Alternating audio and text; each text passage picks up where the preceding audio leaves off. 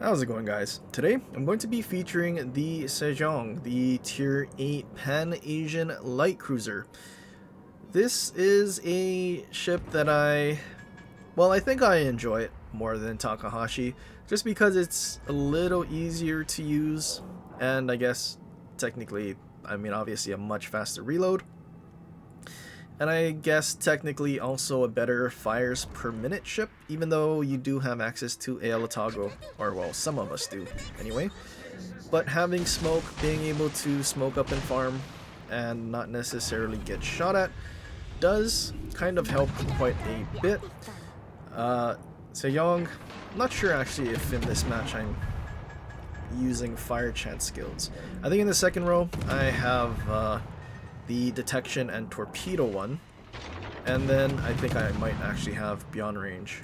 So you know what, we don't have any fire chance skills, but ideally the fire chance or fire starting ability of the Sejong is actually pretty good, and it sort of synergizes very well whenever there's a lot of battleships that decide to push in towards you, because well, you have 8 torpedoes per side, a torpedo reload booster, and well, that's then going to allow you to launch 32 torpedoes.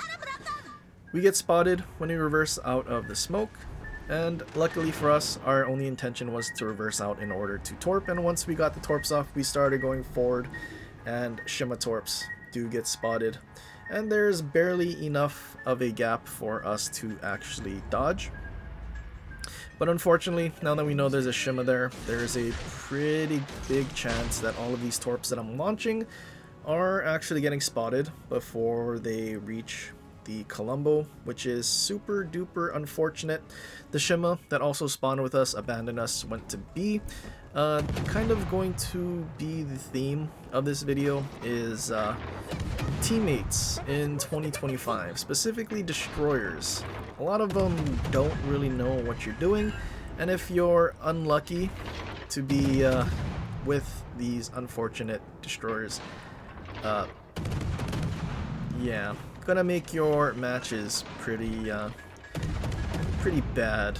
We also have a friendly Yamato that decided to go on the outside of C, and the one thing that sucks if you have teammates that do that is the fact that he has absolutely nothing to shoot at, and he's basically going to be out of battle for, I want to say, the first half of the match, which, obviously when there's a lot of battleships, when the Shima was spotted, like that's a lot of damage that we definitely could have used. Colombo trying to get rid of us, we definitely need to watch out. We do have a 32 casemate, so that allows us to ricochet a lot of battleship shells, but our deck and bow and stern are very, very thin, so there's, well, the chance that we get sitted out through the bow, which definitely is a huge risk. Navarin running away, Colombo charging into Shima's smoke. We do know where their Shima is now, which is sort of nice, but at the same time, the torpedoes that we've launched towards where the Colombo is are definitely going to get spotted. So there is always that threat, and the thing about deep waters is that they're never going to hit a destroyer, so Shima can just spot them and not worry about getting hit. Ping our Yamato, because he still hasn't done a single thing except sail around the outside. He's basically playing a sailing simulator. Colombo making a hard turn. Fortunately for us, we're going to land torpedoes. Our Shima finally came back to support our flank since nothing was happening at B, but also at the same time, since he went to B, not sure why he didn't just capture it when he had the opportunity after leaving us at the start. I guess he was just looking to torp battleships that he didn't have at B. I don't know. Kind of unfortunate. Colombo, though, taking a lot of damage, ate a lot of the Shima's torps, and now he's permaflooding after he DCP'd our flood when we hit him with a single torp. And now it's time to try and set him on fire. We set a bunch of fires, and at this point he doesn't have his DCP. If he's using Iakino, he doesn't have fight fire with fire, so he's pretty much cooked, and the Colombo does go down to the Shima's flood. Now that the destroyer is dead, though, we can sort of push in. Although Navarin decided to turn back around and start pushing C, which is really unfortunate because now we can't go and capture C yet. Our Shima turns away because the Navarin starts pushing, and now it's time for us to also start kiting. We have our smoke ready just in case the smoke that our Shima laid starts disappearing, just so we can go unspotted and not get nuked. Navarin either gets through the smoke or smoke starts fading. I think the smoke is fading. We dump all of our torps and we start kiting away. We also use another torpedo reload boost, and well, after we've launched all of our torpedoes, we're in a pretty good spot where we could possibly land torps on the Navarin. Unfortunately, Navarin is kind of guessing right and he dodged the first set. And our second set, assuming he was going to keep sailing straight towards where the Shima torps came from, well, unfortunately, second set is not good. We stay in our smoke, keep trying to farm the Navarin. We get a couple fires, which is pretty nice. But yeah, now that Navarin is charging in, we need to be careful. Our smoke firing penalty might get us killed if we get greedy. But fortunately for us, we didn't waste our second set of torps. So we just hold them for the Navarin to get around the island. Enemy Yamato pushing it towards B. Probably going to be an issue if we don't actually finish the Navarin and if he decides to beach. Shima just sitting here. We still don't actually know where the enemy Shima is. He is very low though, and well, as we shoot, Navarin gets around the corner, but fortunately for us, there's not enough time for Navarin to shoot. Yamato's rear turret though, he does get a shot off, which does look good as two of the shells are touching. We start trying to turn, but fortunately for us, he did not lead enough, and well, we're safe. Still don't know where the Shima is. Our Shima is gonna go chase the Yamato, and well, other flank, the enemy Shima is well, sailing behind our Shima. Like, I don't know how, but the enemy Shima actually ended up behind the friendly Shima that's at A. We also just found their Shima. Kind of the thing, RDDs wanted nothing to do with the enemy destroyers, and well, I kind of want to argue that it's the Shima's fault that we are currently losing, as our friendly Shima is at A, and in a few seconds you're going to see on the map that the enemy Shima gets spotted behind him. And I mean, our Shima basically had zero awareness where the enemy Shima was, and I'm sure he should have known because, I mean, our friendly battleships in our spawn on that side were definitely getting torpedoed. But it's just one of those things. Shimas, they don't go after enemy DDs, and all they think about is torping battleships. And well, that's gonna get our Shima killed, which is super unfortunate, and it's not really gonna allow our team to finish off the enemy DD.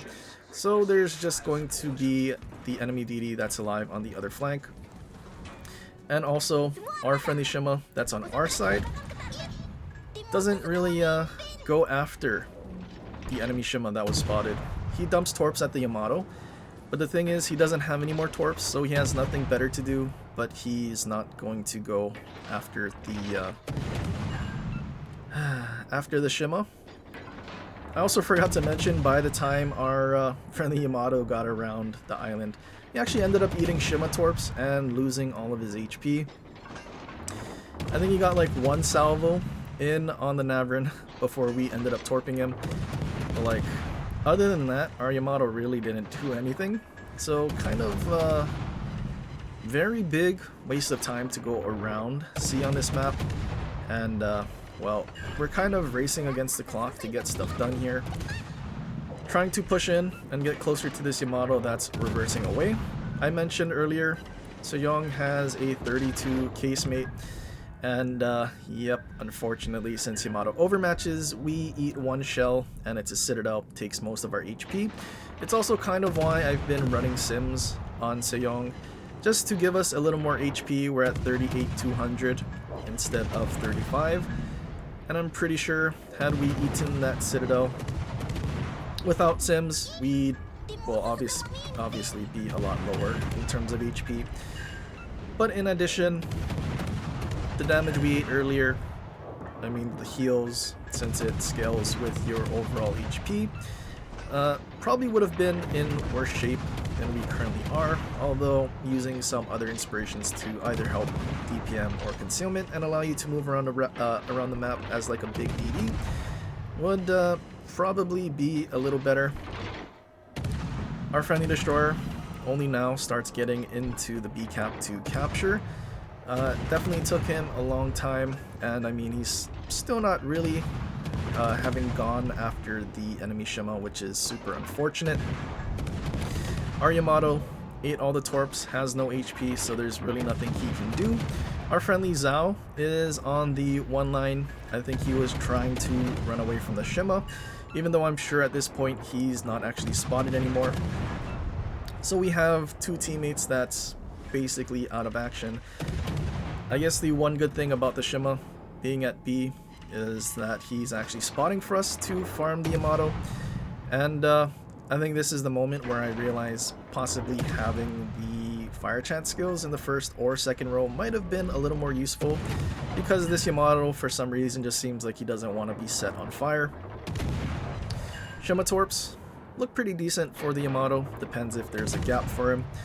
First set doesn't look like it's going to hit, and unfortunately it misses. Yamato starts pushing forward again in order to get momentum and I guess make it easier to dodge. Shima also launched widespread, so unfortunately that second set isn't really going to do anything. We get spotted, so we immediately smoke up and we get spotted by the enemy Shima. He was so low, I feel like if our Shima just went after him when he had the chance, he would have been able to finish off that Shima and then go back to torping the Yamato or spotting whatever he really needed to do. Enemy Zhao still very far away. Alaska gets spotted after shooting at us, so that gives Zhao something to, I guess, try to farm instead of just being at the one line thinking he's being chased when he's really not. But yeah, this is starting to fall apart very quickly. Even though we have more caps, we are losing on points, which definitely sucks. Not sure what the Alaska's plan is. I was thinking he was going to charge into B and possibly try to radar, so I reverse in order to get an angle and launch torps at the gap, but unfortunately timing terrible. Alaska gets spotted on the other side. I try my best to do what I can against Alaska, but at this point it's pretty much going to be up to the Zhao to farm that Alaska for the remainder of his HP. Our Yamato is super low. I really don't think there's enough time to come back from the point deficit that we're currently suffering from. It's going to come down to if our Yamato can finish off that Minotaur and or our DD can finish off their Shima. But our Shima has been running away and he's just so far away at this point. Not really sure if he's going to have the opportunity to find their Shima. Would have needed him to be close, but at this point, less than a minute left on the clock. We need to just try and do whatever we can. No point in saving our ship and losing, so we're just going to charge at the Minotaur. He starts smoking up, but he's far too close to the Yamato since he's been shooting. And, well, fortunately for us, the Yamato is well, gonna be loaded in order to finish off the Minotaur, but unfortunately our Shima kept driving away, and well, Yamato dies and we're still losing on points. Zhao has not been able to finish off that Alaska yet. We've pretty much run out of time. I mean, Zhao came close, but definitely not enough. I think Zhao running away to the border and not even trying to spot or fight the Alaska sort of came back to bite us in the butt. Shima not going after the Shima when he had like half a bar left also came back to bite us in the butt. Yep, 2k loss. Super unfortunate, but teammates in 2025, it's hard to rely on them to get much done. Although, considering our Yamato was out of battle for so long, Kind of amusing that he didn't actually finish like close to the bottom. Although, to be fair, he did Death Strike the Minotaur, so I guess that saved his XP a little in garbage time. But yeah, kind of, I don't know, I need a new word. I always say unfortunate. It is unfortunate to get these teammates. Is it plain bad? Plain tragic? Anyway, it is what it is. Sucks, but it happens. Yeah, we definitely didn't have any fire chant skills in this build. I'll probably go back to Igniter in the second row. I mean, having that torp range getting us out to 13 is kind of nice, but I feel like 12 is still more than enough. Kind of more than we really need. Especially because we need the enemy to push into us. Definitely needed the fire chance against that Yamato though. Because trying to set him on fire was pretty painful, especially because, well, these guns don't have pen. And, actually have worse DPM than Atlanta, which is kind of funny. But anyway, that's pretty much it for this one. I hope you guys enjoyed. If you did, leave a like and subscribe for more and share with your friends. Leave a comment down below for other ships you want to see in the future. But anyway guys, till next time, aloha.